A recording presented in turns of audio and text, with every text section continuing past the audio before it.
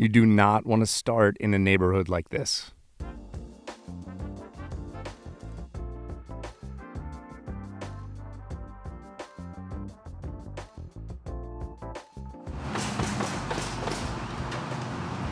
It's not a good idea because it inevitably ends up looking like this.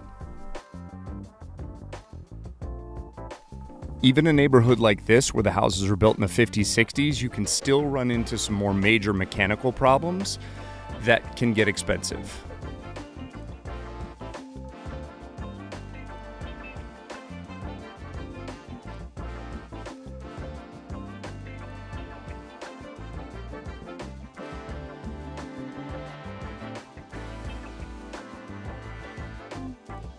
But I would way rather be working in a neighborhood like this than the last one.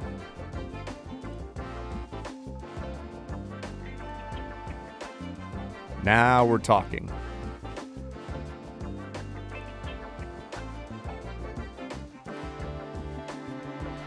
Houses built in the 80s, 90s, 2000s, the rehabs are going to be significantly lighter. People have had less time to neglect them, and the standards of codes have been raised over time to create houses that should be in a little better shape.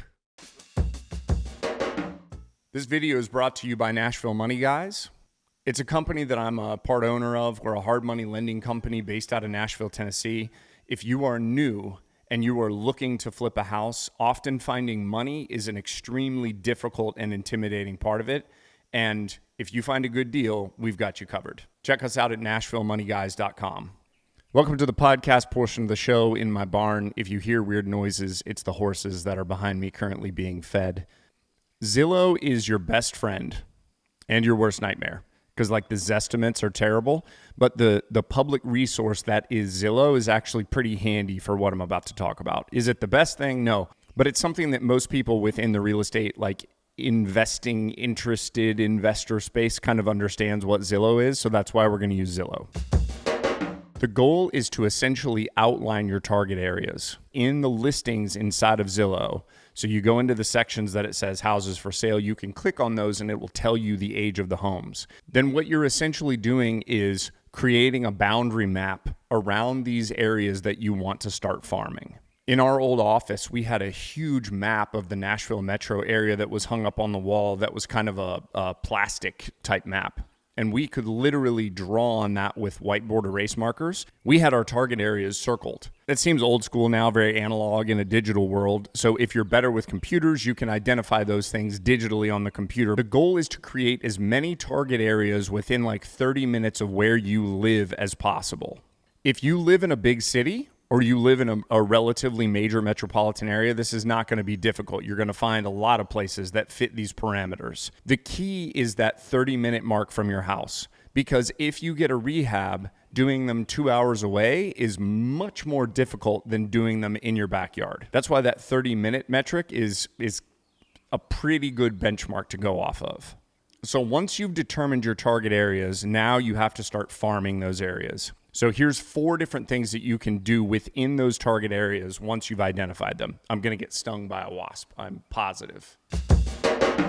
Most realtors, to be honest, aren't really worth a whole lot to investors. If you're a realtor who's wonderful and great for investors, I'm not talking about you, I'm talking about the rest of them. You want to give these maps to your realtor and say, hey, can you set me up on searches that are within these designated areas? And what they're going to do is be able to literally go into their system and draw those maps in their system and create different searches for you. So it could be search number 1, 2, 3, 4, 5, neighborhood searches, however you want it categorized. And every single day when new listings come out, those are going to be automatically emailed to you. So that realtor is not having to actually go in and do the work every day. It's something where they basically set it up once and then forget it. Once you start working with a realtor, generally they're going to expect that you're going to use them to process the transaction. So even if you find a deal in another spot and via another method like door knocking or letters or whatever, if you've signed an agent agreement, a buyer's agent agreement with this agent, they're going to expect you to use them to do that transaction, unless you specify that you don't want to. I think you probably should. Sometimes realtors can get in the way, but other times they can really help protect you. So I think especially for your first few deals, having a realtor on the team is a good idea. A lot of investors end up getting their own realtor license because they want access to the MLS, they want access to the tax records, they want access to the contracts and all the other kind of goodies that the local real estate associations have basically come up with. Having access to the MLS is one of those things that over time becomes imperative. So inevitably, at some point, you will either have a relationship with a realtor that you get access to. These chickens, hang on.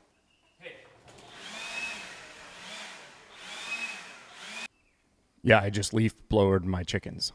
The real ticket with a realtor is understanding that the odds are you're not going to nail that relationship your first time. You're going to probably go through a few realtors if you don't get your license. Another key tip for looking at a realtor is use somebody that's their full-time job. Like, don't find a part-time realtor. There's probably plenty of other videos on selecting a realtor, and maybe we'll make one in the future, but I think I've said enough on that. You get the idea. You do need a realtor on your team. So number 2 way of starting to fish these markets is to find local wholesalers. So a wholesaler is essentially somebody who is doing their own marketing, who will reach out to people who are selling houses, then they'll mark them up a little bit and then sell them to you. So they don't actually intend on being the final end owner of a deal. They essentially want to make a little bit of money. What these people are usually good at, the good wholesalers, is they're good at running a systematized program where they're doing mailers, they're doing text messaging, phone calls, radio advertisements, TV, billboards, all the normal ways that every one of us hates getting contacted by people that we don't know. That's what wholesalers do. The key with the wholesaler relationship is to send them your maps and say, here is where I am fishing. Here's where I'm interested in deals, and here's why.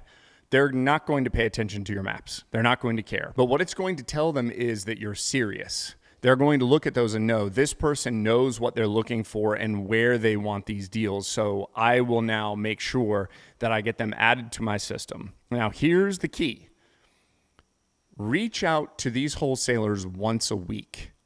Annoy them as much as they annoy people who are trying to sell their houses.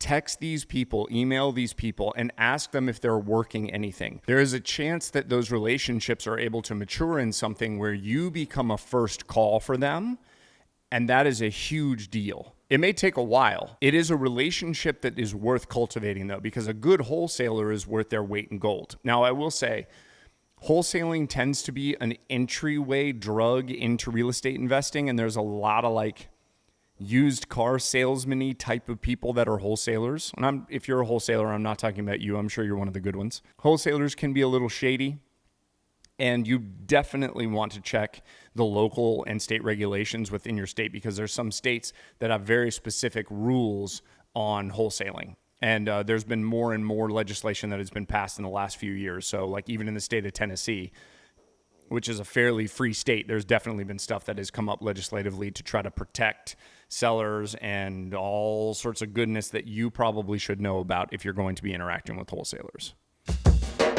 If you have a budget and you're good at putting systems together and you're good at using computers, this way may work well for you. Doing a mailing campaign that is sustained over time is the ticket. When I say sustained over time, what I mean is you're hitting specific lists multiple times. You're not just sending one batch of 30 letters out. You're building a campaign where you're going to be sending hundreds or thousands of letters out every month. There's plenty of videos where people kind of go through the details of how they would set up their actual mailing empire. Like I mentioned a few minutes ago, it's typically used by wholesalers, but you can do this yourself if you've got a budget and you've got the brain to be able to set this stuff up. It doesn't fit in my wheelhouse. I'm not detail-oriented enough over a long enough period of time, which is why we have relationships with people who do that. I think mailers can be something that's in the future for you if you actually learn how to do real estate investing and you actually learn how to take deals down. The issue with mailers is you may end up with 0 deals and having spent your $1,000 or $2,000, which would be obviously frustrating, or you may end up with 5 deals that come through where all of a sudden you've got this kind of deluge of more than you can handle, which right at the beginning could be intimidating. So I like number 4 for new investors. And it's the way that no one actually does stuff anymore. It is door knocking, driving for dollars and door knocking. You literally get in your car or you get on your bicycle or you put on your running shoes and you go down street by street in the neighborhoods that you have targeted and you start making relationships with people. You start knocking on doors and you ask, do you know of anyone else in the neighborhood here who's thinking about listing their house? Because I've seen everything that's on the MLS and I've already looked at it and none of those work for me. Do you know anyone else who's interested in selling? And you literally start knocking doors. And if they say no, you say, can I give you my card? And if you hear of anyone, you let me know. This is also not a one-time thing. The best door knocker that I know farms an area that he has been going around for 20 years. Everyone knows who this dude is in this neighborhood. He's like a legend. It will feel so uncomfortable and you will be so nervous, but it's like doing anything else. You have to be willing to get out there and say, I am willing to make mistakes and I'm just going to keep going. When you do a door knocking plan, you put a metric in place that you can control. It's not, I want to talk to 10 sellers. What it is I want to knock on 50 doors. So I'm going to set aside 2 hours on my Saturday and I'm going to go knock on 50 houses. And if I talk to no people, that's okay. I still did my job. I knocked on those 50 doors. It seems intimidating, but this skill, if you can learn it, where you can basically learn how to talk to people cold and strike up a conversation, even if you're an introvert, if you're terrified of this, if it feels like stage fright, if it feels like public speaking, super valuable.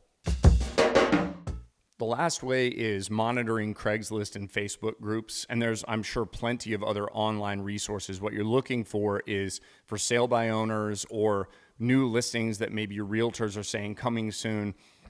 And the key with those is moving quickly. So checking those every day, where if you see something, you know, that's in my target area. I know that street because I've spent time in this area driving and identifying houses, knocking, door knocking, driving for dollars.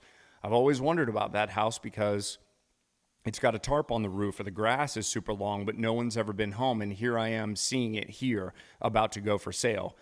Having that knowledge, that intimate knowledge of your area is the key to being confident that it's going to be a good deal and the ability to move quickly because, again, you have the knowledge of that specific area.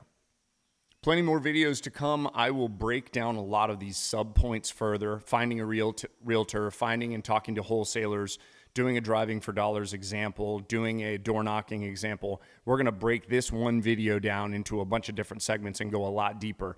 But overall, you got to get started. Start identifying those areas because the deals are coming. Thanks for watching. I'm Brandon McDonald with the Nashville Money Guys.